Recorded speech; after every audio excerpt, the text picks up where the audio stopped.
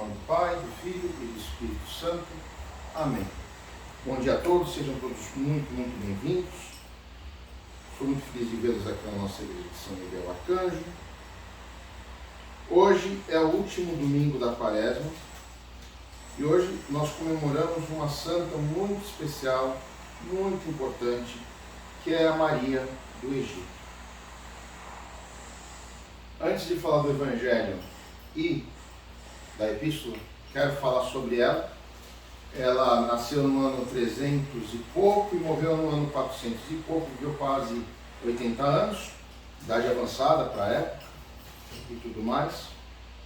E essa mulher, ela teve uma história um tanto diferente da maioria dos santos. E vem de encontro com o Evangelho, vocês vão entender. Maria do Egito era uma prostituta. Só que ela não era uma prostituta que cobrava pelos seus serviços. Era o prazer dela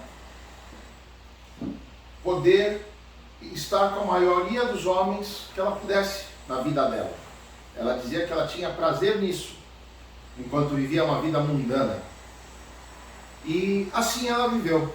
Ela saiu de casa aos 14 anos e aí foi para a vida. Muito bem. Num belo dia, ela já estava um pouco mais velha, teve uma peregrinação para Jerusalém, para a Terra Santa. Muito bom. E ela foi e continuou se prostituindo. E mesmo na própria Terra Santa também se prostituía. Só que ela foi por ocasião da festa da Santa Cruz, que acontece mais pro fim do ano, né? E aí, num belo dia de manhã, que era o dia exato da Santa Cruz, ela chegou na igreja do Santo Sepulcro, em Jerusalém, na Jerusalém Velha, e ela relata que existia uma força que a impedia de entrar pela porta da igreja. É como se ela tivesse uma barreira espiritual. Ela não conseguia mexer as pernas e andar para frente. Muito bom. E as pessoas entravam e ela não conseguia entrar. E ela começou a chorar. E nisso que ela começou a chorar, ela avistou um ícone da Mãe de Deus, da Nossa Senhora. Um ícone parecido com a Nossa Senhora do Perpétuo Socorro. E falou para a Mãe de Deus: Mãe de Deus, permita que eu consiga entrar na igreja para poder me curar dos meus pecados. E ela falou aquilo com tanta fé, com tanta força, que ela entrou na igreja. Entrou na igreja, se confessou com o padre, tomou da comunhão do corpo e sangue do Cristo, assistiu à Divina Liturgia, né? E depois disso, desta comunhão, ela decidiu se isolar do mundo, se isolar das pessoas e foi ser uma monja no deserto, uma septa, como nós usamos a palavra. Muito bem. E como é que nós ficamos sabendo dessa história? Porque no deserto existia um monge, agora me foge o nome dele, é um nome bem diferente, e a primeira vez que ele foi vê-la, ela contou essa história. Muito bem. E aí, nesse dia que ele foi, que esse monge encontrou e a viu no deserto, onde ela largou toda aquela vida e vivia na simplicidade, apenas comia o que a terra dava, né? Insetos, plantas, enfim, porque ela ficou apenas no jejum, na oração e na contemplação. Ele deu, esse monge era padre, ele deu comunhão a ela. E foi embora. Soube toda a história, ele ficou muito compadecido.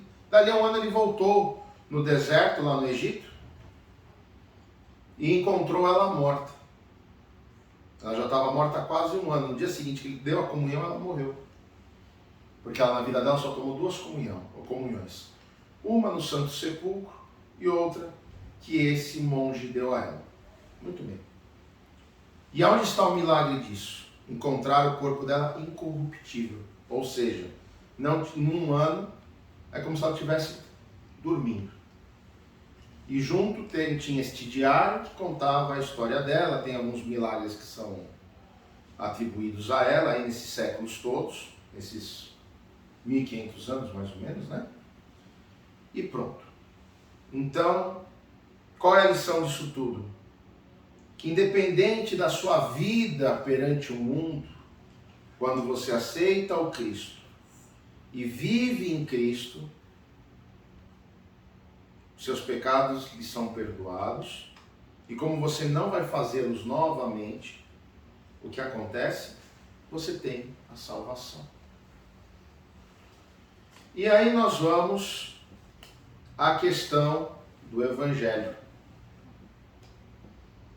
Vocês viram, Jesus estava na casa do gentil, o fariseu, né?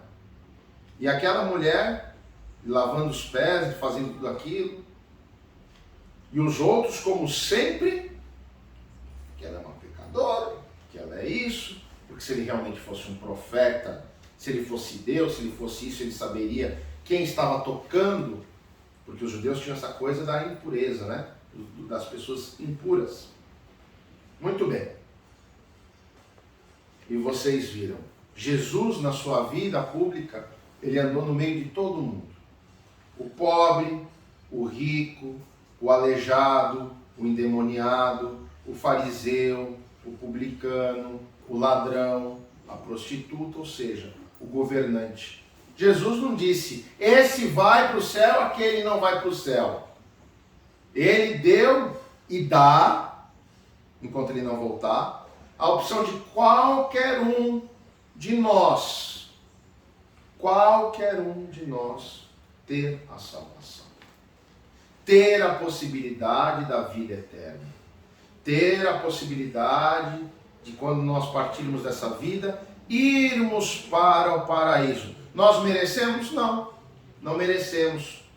Porque nós não somos santos. Dificilmente nós seremos santos. Se Deus nos ajudar, igual o Evangelho do domingo passado, podemos ter força se Deus nos der. Mas, por nós mesmos, não. Nossa fé é muito pequenininha. Nós não temos uma visão espiritual da nossa crença, do poder que Deus nos deu em acreditar nele, para que nós possamos nos salvar, para que nós possamos nos curar, para que nós possamos viver em santidade. Então, por isso que a igreja trabalha e bate tanto no mesmo assunto o ano inteiro, para que a gente tenha fé, para que a gente consiga melhorar um pouquinho. E aí vocês vão me questionar, bom, então se nós somos assim, como é que vai ser?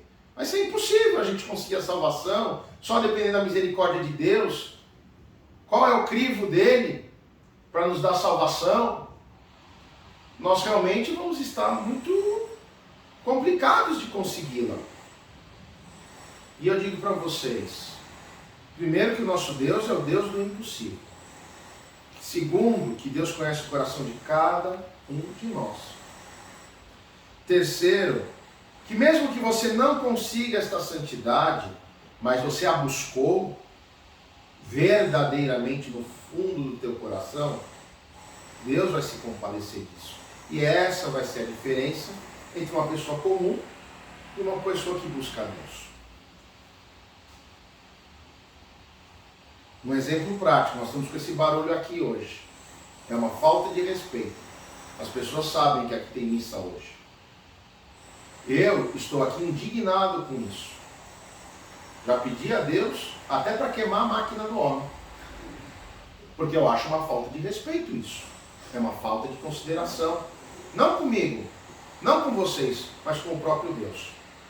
Mas, como Deus sabe todas as coisas, a mão dele pesa conforme a vontade dele, não a minha. Então eu tenho que me pôr no meu lugar de simples servo e ter que aguentar isso. E aí eu digo para vocês, nós sempre estamos tendo que nos adaptar aos nossos problemas, às nossas provações diárias. E é aí que Jesus vê no nosso coração qual é a realidade.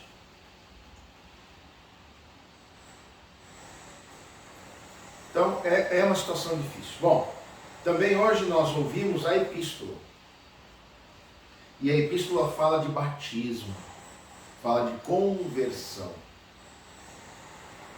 E aí também encaixa com a história da Maria do Egito. Porque vocês viram, apesar de toda a vida devassa dela, a partir do momento que ela pôs o pé na igreja, a vida dela mudou. Ela teve a oportunidade, ela teve a chance. Às vezes nós pensamos assim, só interessa trabalhar, só interessa o dinheiro para nós termos aquilo que nós necessitamos, queremos, almejamos, sonhamos. Só que a vida é muito mais do que isso. Foi como eu vi hoje, na hora que pediram para eu colocar algumas intenções. Eu quero saúde, eu quero proteção divina, proteção de Deus na minha vida. Isso é o importante. Porque, olha, sem a proteção e a bênção de Deus e sem a nossa saúde, nós podemos ter uma montanha de ouro. Para que serve? O dinheiro não compra a nossa saúde e muito menos compra a nossa salvação. E às vezes, no lugar mais simplório, com a pessoa mais simples que existe na face da terra, aquela pessoa terá salvação. E às vezes aquele que é abastado, milionário, como não procura Deus, não vai ter essa salvação. E eu não estou julgando, simplesmente é um fato, porque ele se acha dono e ele já recebeu tudo nesta terra, então não sobra mais nada para ele receber do outro lado. Agora aquele humilde, aquele que baixa a cabeça perante Deus, esse vai ter o verdadeiro tesouro, que é a salvação. Bom, isso é um ponto. Lembra vocês, domingo que vem é o grande domingo de Ramos para a Igreja Ortodoxa. E aí vocês vão me perguntar, andaram me perguntando, e eu vou explicar mais uma vez o porquê que a Igreja Ortodoxa não comemorou a Páscoa junto com os romanos e com algumas outras igrejas cristãs. E eu vou explicar. É uma questão óbvia, é uma questão simples de compreender. A Páscoa dos judeus vai acontecer exatamente no solstício agora. Então, o que acontece? Quando for 5 de maio, que é a nossa Páscoa, vai coincidir com a Páscoa judaica. Você não pode comemorar a Páscoa cristã se não houver a Páscoa judaica acontecendo. Por quê? Porque na Sagrada Escritura, se todos nós lêssemos, saberíamos que o Cristo, ele foi crucificado um pouquinho antes do domingo da Páscoa judaica. Porque não poderia os judeus estarem em pecado, estarem sujos, devido a pedirem a morte do Cristo. Que vocês lembram, né? Que na hora lá o Pôncio Pilatos perguntou: a quem devo soltar? A Cristo ou a Barrabás? E eles, no ódio deles, escolheram a Barrabás, porque não enxergaram que o Cristo era verdadeiramente Deus encarnado. Então, por isso que nós não fizemos a Páscoa junto com os romanos, devido a essa questão que é o que une o cristianismo e principalmente a ortodoxia. E aí vocês vão perguntar para mim, mas escuta, ano que vem vai cair junto com a Páscoa romana. Sim, porque segundo o calendário judeu, que é igual ao nosso, que é lunar, e não solar como o do romano, o solstício vai cair junto. E a Páscoa judaica vai acontecer junto. E vocês veem que todas as profecias do profeta Isaías, elas se encaixam porque, vejam, Cristo ressuscita no sábado,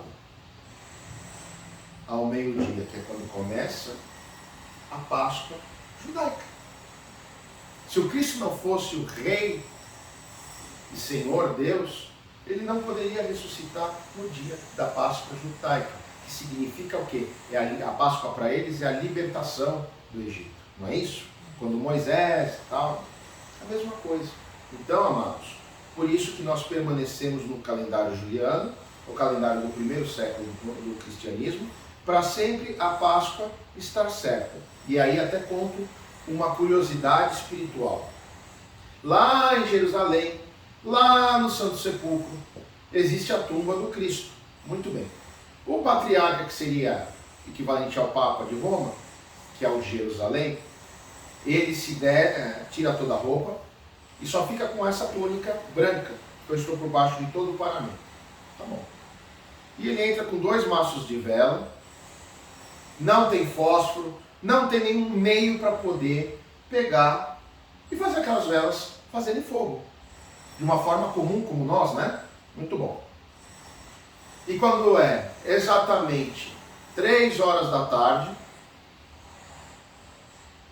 ele faz as orações lá dentro do Santo Sepulcro, a cripta é toda lacrada, depois de uma inspeção minuciosa pela polícia de Israel, e se dá a santa luz, o fogo do Espírito Santo, mostrando que o Espírito Santo ainda está na terra, mostrando que o Cristo vive através do Espírito Santo.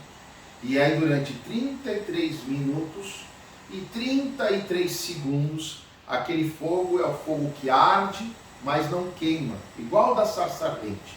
E quem passar aquela chama no seu corpo, tendo a doença que tiver, é curado imediatamente. Então, é mais um milagre que Deus se mostra todo ano, desde o início do cristianismo, para nós, dizendo: o Espírito Santo de Deus está no meio de vocês. Eu não abandonei a minha criação à humanidade. Então, convido a vocês, domingo de Ramos, que venham. Vamos ter a ordenação diaconal do subdiácono Tadeu, que vai ser uma grande bênção. E convido vocês no dia 5 para Páscoa, domingo aqui, uma missa muito linda, muito abençoada, que tem uma oração muito bonita e que é a festa das festas, a liturgia mais importante do ano litúrgico. Deus abençoe a todos vocês, sejam todos muito bem-vindos. Somos simples, mas sempre queremos atender, receber vocês com muito carinho, com muito amor, com muito respeito. Deus abençoe a todos. Padre, o senhor pode dar comunhão com o subdiácono, por favor? Com temor a Deus, com fé e amor, aproximai-vos. Recebei o corpo de Cristo e cantei tua glória imortal. Recebei o corpo de Cristo e cantei tua glória imortal. Aleluia.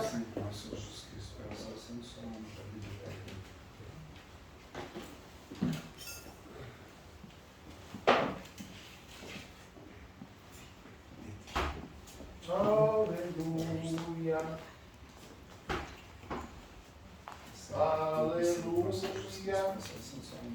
Aleluia. Aleluia. Corpo e sangue de nosso Jesus Cristo. Aleluia. Aleluia.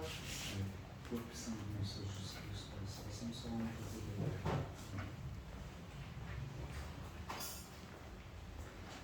Recebe. Corpo e sangue de nosso Jesus Cristo, para a salvação do seu nome, para a vida eterna.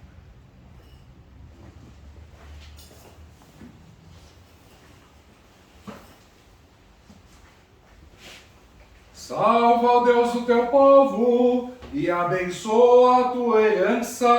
Vimos a luz verdadeira.